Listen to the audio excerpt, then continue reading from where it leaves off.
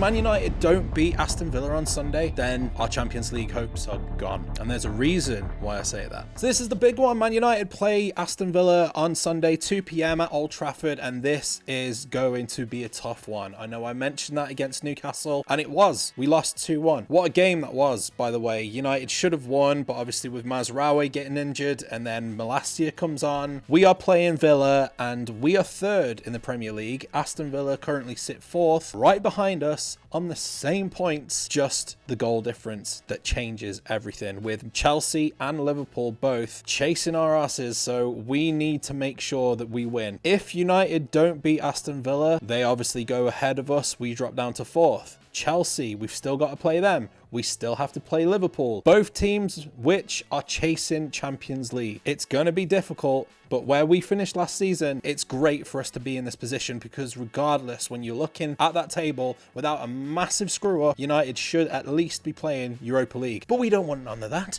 We want that Champions League football, and I'm sure that's exactly what we're going to be getting. We're going to go through the pre-match analysis of Man United versus Villa. Let me know in the comments below if you're going to the game or anything. What do you think the score is going to be? Give me your predicted lineup below, because I will be going through my predicted score and predicted lineup in a minute. Chelsea and Liverpool are currently chasing Man United and Aston Villa. Obviously we're at home, so we've got the home advantage. United have had one hell of a form recently. That 2-1 defeat is something that we didn't need. We're starting to look a bit shaky. The last 3 or 4 games we've not looked great, and the ball progression has been slow. We were building momentum, but that 2-1 defeat has definitely left us a little bit shaken. So it's going to be a test to see how Carrick can bolster the squad, how they can boost the whole team. Both teams play a 4-2-3-1 system, which can cancel it out, but I'll get into the tactics in a minute. Injuries. Let's get into the injuries for United. Lisandro Martinez has had a setback because of a knock in training. Reports have suggested that it's not massively serious, and most likely he's going to be back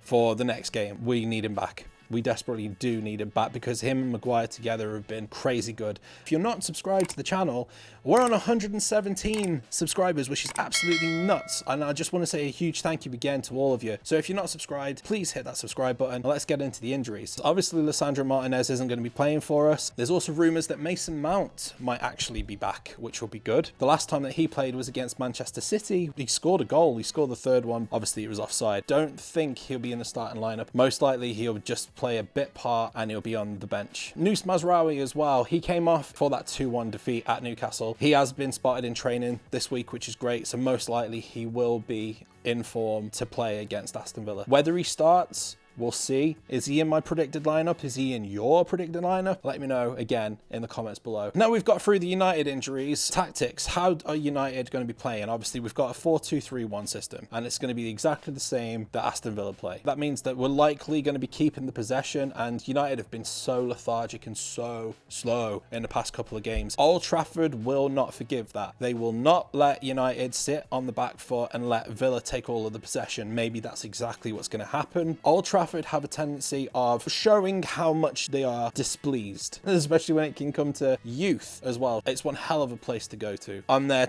against Leeds and Brentford, so I'll be doing a pre-match reaction, and also I'm going to be doing a couple of interviews for fans. So if you're going to Leeds and you're going for Brentford and you see some guy trudging around with a camera and a weird microphone, then come over, come say hi. I want to do some match reactions from the fans' perspective as well at Old Trafford, as well as doing a matchday vlog. So that's going to be something that's coming up on the channel. If you want to see that, make sure you hit the subscribe button, and let's carry on getting into this. So Bruno Fernandes is going to be our key player for this game, 100%. However, the way that Aston Villa play, they are going to be pushing a lot of players. They are zonal markers, not man markers. So that means that as soon as they push 2 players onto Bruno Fernandes and they nullify, again, I've mentioned this several times in my tactics, once you start nullifying Cunha, once you start nullifying Ahmad, Bruno Fernandes, and you get that creativity that's stifled, United struggle. This game's going to be won on the wing, so we need someone either tall like Benjamin Sesko up front so that we can get those balls crossed in, or you can swap out if Mount's fit. You could bring Cunha up front. Out of position, United will most likely sit in a compact shape. I just hope that we don't sit too far back. Once we do that, we kind of bring it upon ourselves. Our defense aren't that tall. Aston Villa's defense are pretty tall, so we do need someone tall like maybe your Heaven, maybe be your Euros in the centre-back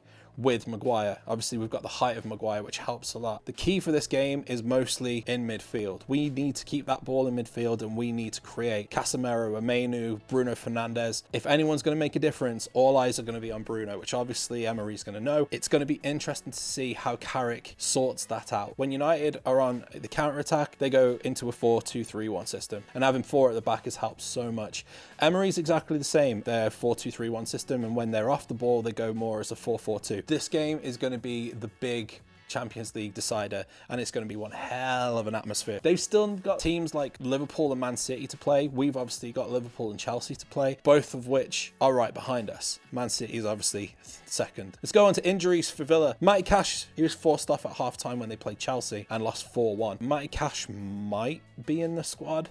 They played Lille. Like, I'm recording this just before the Lille game, so I don't know if Matty Cash features or whether Emery's going to rest him so that he can come back in for the game on Sunday. John McGinn's been injured since January with a knee injury as well, and there's 6 first-team players who are either out or doubts for Villa. But don't get me wrong, Ollie Watkins is the main one that we need to shut down because he has been crazy good for Aston Villa. Let's get into the lineup. This is my lineup for, so I've gone for, again, Sen Lemans in goal. Le Mans has been incredible. I can't, there's not really a lot that you can say about Le Mans recently. In the back line, I've gone for Mazraoui. Although he did come off early against Newcastle, I do not want to see, bless him, Malacia. Do not want to see Malacia. He was at fault for that goal and he just looked lost. I don't want to keep on pushing blame because we're positive on this channel, right? Yeah, Malacia was to blame. United should have retrieved the ball back into midfield, but Mazraoui, Yoro, Maguire, you can swap Yoro out for Heaven, obviously, and I do feel like Heaven might actually be suited best. Yoro's, you know, give him his flowers. He's done really well for us. The same for Maguire as well. I've gone for Manu and Casemiro again. Pretty much we don't have many players apart from Ugarte, and I still don't think when it comes to Carrick, he's not 100% set on Ugarte. Then the forward lines, we've got Ahmad, Fernandes, Cunha. You could put Mbumo instead of Ahmad, but Mbumo's looked a little bit slow, and I think although we've had a week out,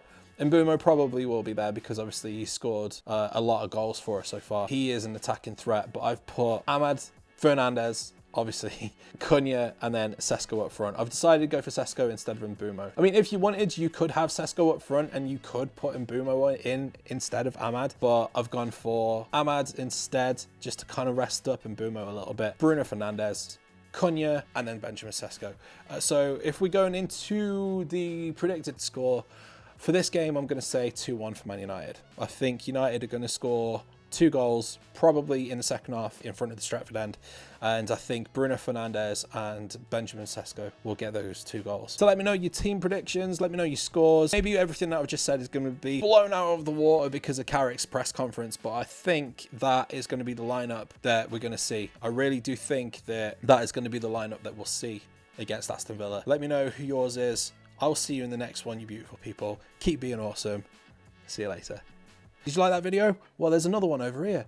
If you click on this box over here, it'll take you over to a video that I think you'll like. And if you're not subscribed, then please consider hitting the subscribe button for more Man United content. If you're new to the channel, please make sure you hit the subscribe button, hit the like button, comment below on what you think the score is going to be, what your predicted lineups are, and I'll see you in the next one. See you later.